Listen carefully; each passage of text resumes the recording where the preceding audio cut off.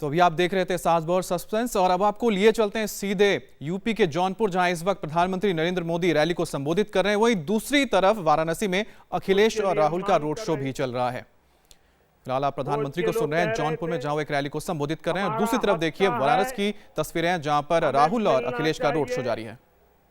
लेकिन भाइयों बहनों,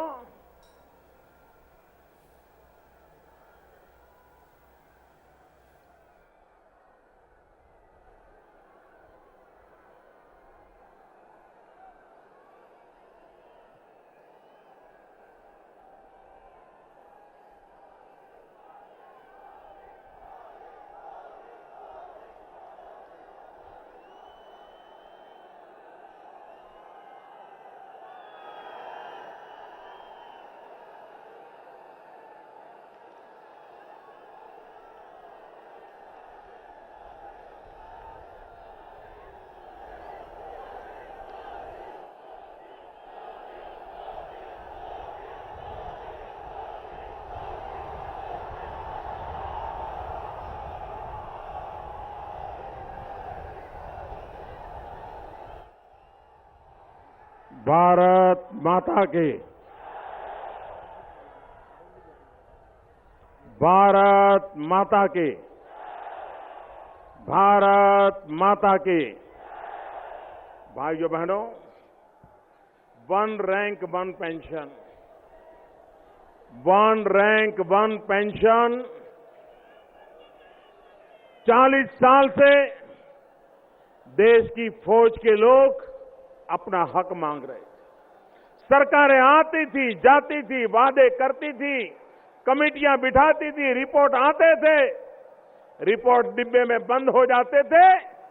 फौज के लोग डिसिप्लिन में रहते थे, लेकिन उनकी बात सुनी नहीं जाती थी। चुनाव से पहले मैंने वादा किया था, और मैंने वादा किया था कि भारतीय जनता पार्टी की दिल्ली में सरकार बनते ही हम वन रैंक वन पेंशन लागू कर देंगे। भाइयों बहनों, ये पुरानी सरकार ने कितनी बेईमानी की थी। वन रैंक वन पेंशन के लिए चुनाव में लाभ लेने के लिए चुनाव के 2 महीने पहले 500 रुपया घोषित कर दिया था, और पूरे चुनाव में फौजियों की मीटिंग ले लेकर के कह रहे थे कि आपके लिए हमने वन रैंक वन पेंशन लागू कर दिया है। जब मैं आया, मैंने हिसाब किताब देखा, भाइयों बहनों, 500 रुपया दे करके इस देश के फौज का ऐसा अपमान किया, इन्होंने ऐसा अपमान किया जो कभी कोई नहीं कर सकता। जब मैंने हिसाब लगाया तो फौज को वन रैंक वन पेंशन का पैसा अगर देना है तो 12,000 करोड़ रुपया चाहिए। 12,000 करोड़, कहां 12,000 करोड़ और कहां 500 करोड़। ये फौज के जवानों के साथ धोखा है कि नहीं है? फौज के जवानों के साथ धोखा है कि नहीं है? अगर उनको देना था तो 12,000 करोड़ रुपए का प्रबंध करना चाहिए था कि नहीं करना चाहिए था? हमने किया, और भाइयों बहनों, हमने वन रैंक वन पेंशन लागू कर दिया। 4 किस्त में पैसा देना तय कर लिया। अब तक 6,500 करोड़ रुपया हम दे चुके हैं। भाइयों बहनों, आगे वाली किस्त भी इस बजट में देने का फैसला कर लिया।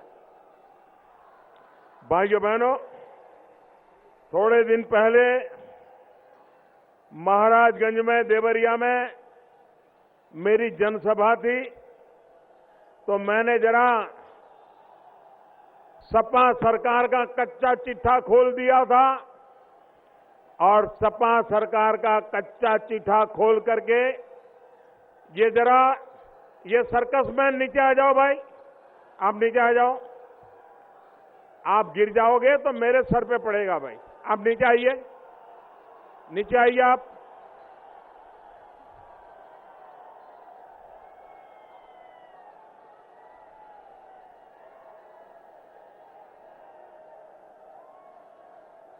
भाइयों बहनों,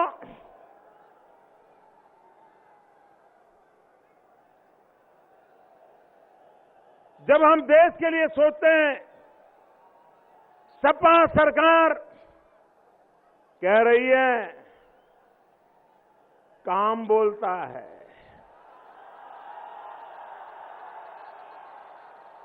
मैं जरा पूछना चाहता हूं, काम बोलता है कि कारनामा बोलता है?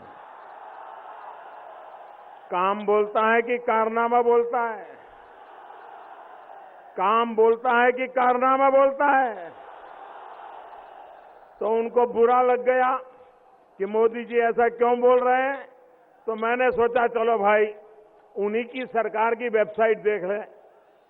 तो मैंने सपा सरकार की अधिकृत जो वेबसाइट थी वो जरा निकाल के देखा, और वेबसाइट में सपा सरकार ने उत्तर प्रदेश का क्या बुरा हाल किया है वो इसमें लिखा हुआ है। जब मैंने पब्लिक में पढ़ दिया तो लखनऊ से ऑर्डर निकला, सपा सरकार लाल पीली हो गई, बौखला गए। और भाइयों बहनों, जिस वेब पेज पर ये सब लिखा हुआ था, जैसा ही मैंने उनका ही दस्तावेज देश के यूपी के लोगों के सामने रखा तो उनको लगा कि ये तो हमारी पोल खुल गई, कारनामे दिखाई देने लगे। तो उन्होंने क्या किया, तुरंत ऑर्डर किया कि वेबसाइट पर से उस पेज को हटा दिया जाए, और हटा दिया। आइए आपको फिर लिए चलते हैं यूपी के जौनपुर, जहां प्रधानमंत्री मोदी इस वक्त रैली को संबोधित कर रहे हैं। और मुझे विश्वास है कि आपका साथ सहयोग मिलेगा। भारतीय जनता पार्टी 5 चरण पहले पूरे हुए, आज 6ठा चरण चल रहा है। और जो अब तक खबरें आई है, भाइयों बहनों, भारतीय जनता पार्टी को लोग बहुमत दे चुके हैं। अब आपको भारी मतदान करके बोनस देने का आपके जिम्मे आया है, बोनस देने का आपके जिम्मे आया है। ऐसा भव्य विजय दिलाइए, ऐसा भव्य विजय दिलाइए कि भाइयों बहनों, उत्तर प्रदेश का भाग्य बदलने में किसी को भी बहानेबाजी करने का मौका न मिले, ऐसा बहुमत मैं आपसे चाहता हूं।